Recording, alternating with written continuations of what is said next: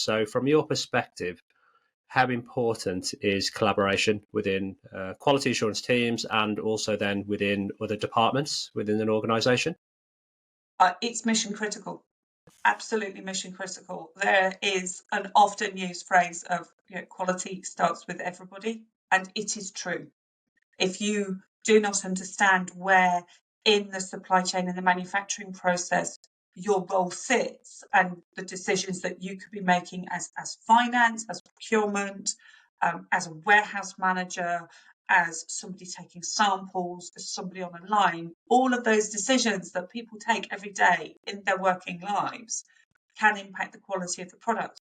How somebody handles the data, how somebody assesses data, how somebody communicates that gut feel, or actually, I know this process, this to me is looking out of trend, can be the difference between making really good decisions on really sound data and having to do those much, much deeper dives when something becomes very problematic future point down the line.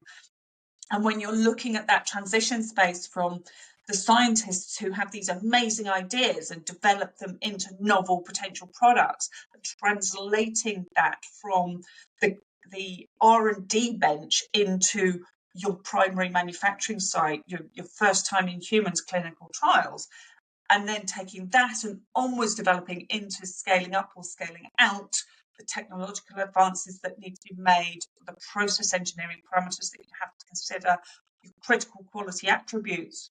They're attributes, they're not quality defined things.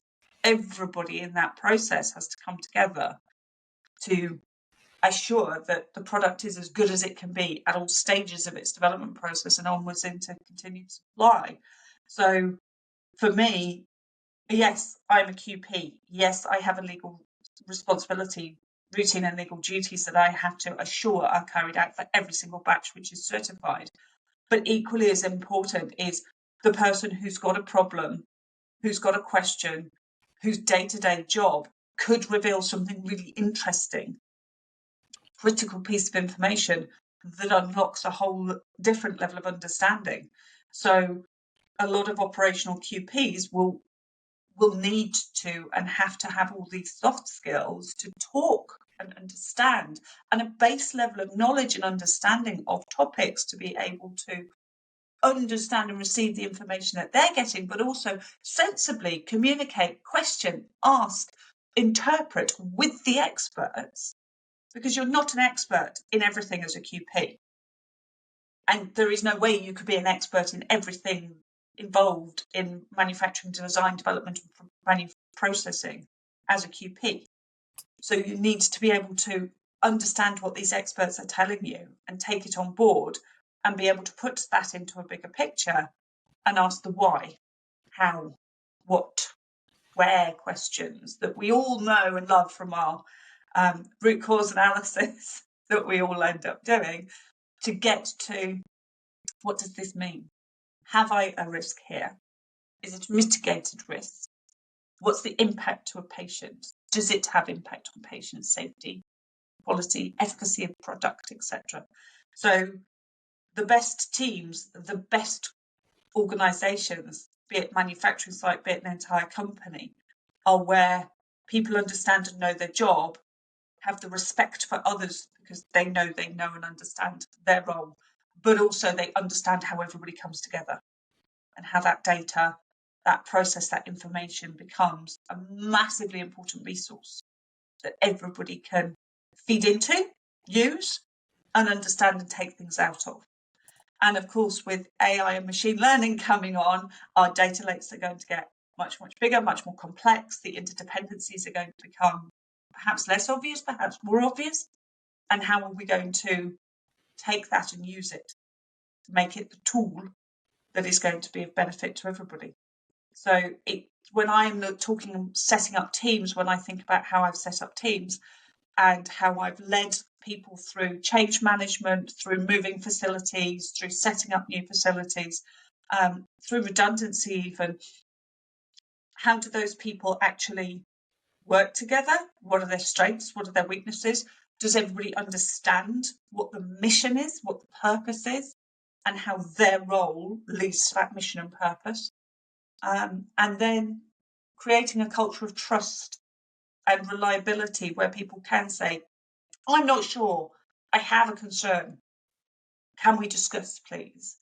And not just within their teams, but across the platform, across all the different functions and specialities that come together. So quality is everybody's responsibility is absolutely true, absolutely vital. But leadership and creating that culture of trust, of responsibility, of speaking up, of questioning, curiosity is the leader's responsibility, but the team's responsibility to engage with as well. And it's not just your team, those who report to you, it's your team. Everybody that comes in, your stakeholders, all of your people that you report into, that you interact with, that need your data, are your customers of your data or your output as well. Yeah. Yeah, you mentioned a couple of words there. I mean, communication on a number of occasions, empowering people, being an authentic leader. Do you have any real life examples which highlight the importance of collaboration, communication, or on the flip side of that, the impact of where it doesn't go so well and no one is communicating, and what impact does that have on quality? Yes, I mean, my last role was to set up a greenfield manufacturing site and tech transfer in platform technologies and take those through the regulatory process, certification, and on to clinical trials.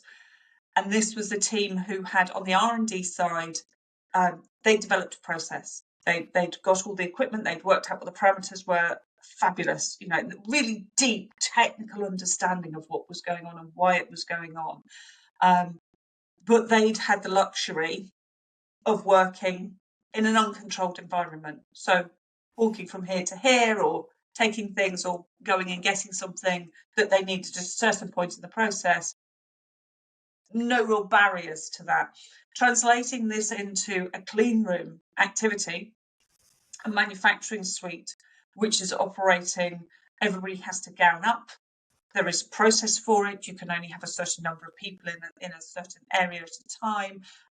Bringing equipment in, bringing consumables in, that cleaning through process, and the time that added suddenly started to introduce some stress points in the process that were not apparent in the development phase, but became very apparent when we were trying to GMPify them and replicate the processes in a GMP environment. And so there was an education piece of, please come to our facility, please come and spend a day with us and understand that it will take us half an hour to work through all our processes to get to a point where the humans are in the room correctly gowned, not having compromised the integrity of the environment. The consumables have come into the manufacturing area, again, correctly, without compromising that environment. Why the compromising of the environment was so important. And then that you can't just come out to do a 20-minute phone call with somebody because you need to ask a question. You're in this very, very controlled environment. And what does that mean in terms of if something goes wrong? So how much technical knowledge needs to be passed on? What technology can we implement that will allow people real-time troubleshooting or training even to go in there? And then understanding how, from the manufacturing team, who were very much used to working in a GMP environment, understood the parameters of entering and exiting clean rooms. But for them to understand how did this come into being, how did this process come to exist in the manner that it existed, and bringing that communication level, including the quality side of the organisation, and what did it mean? What were our parameters? What could we ask our R&D colleagues to do in terms of looking at parameters and understanding what the tolerances were versus where could we say, actually, we could speed this up. Actually, we need to do something different. We need to think more cleverly about this. And it did take time because there was the sort of the understanding, well, we've created a process, so please can you execute our process versus we can't quite execute the process. but we need to know where our limits are. We need to understand where we can flex, and where it needs development and where we need additional things. So filter integrity testing, for instance, had to be developed in the manufacturing suite. How's that practically done? What can we do? What equipment do we need? And so on. So that was a really good example of people from very, very diverse, very specialist technical people in their own rights, in their own fields, coming together as a multidisciplinary team to understand the problem first and foremost, and then to work around how do we address the problem? Is it really a problem? How do we address it if it really is a problem? And how do we move forwards? And it was really heartening to see in my team where I had everybody from process engineers, validation, IT and technical, through manufacturing, quality, in-process quality control testing, etc., all coming together in one facility. And the questions, why? Well, I need to do this, but it would be better if you could give me this at this time point, because then I can do this, and then you get the answer quicker, or you get your data quicker, or I'm then able to help you with the next step because I've set this up, and my parameters, my timelines are whatever they were, and getting that team spirit and collaboration going. And it was fantastic to see these people coming together, developing these bonds, these ways of working, and hearing at times people saying, it's okay, we thought we had this problem, but I went and had lunch with so-and-so, or I put in a half-hour chat, and we think we've got a solution, it's this, and coming with proposed solutions. So they felt empowered not only to identify what they considered to be a potential problem, but also to go away and work out how to solve the problem. And then, even better, present the solutions with, do you endorse this? Do you agree? Please give me your input, feedback, to the quality, the senior technical people, manufacturing people, IT as necessary, etc. So seeing people develop and going through that journey and having the confidence in themselves, not just their technical skills, their interpersonal skills as well, to go through that journey and come through, was fabulous. It was an amazing time to be a leader.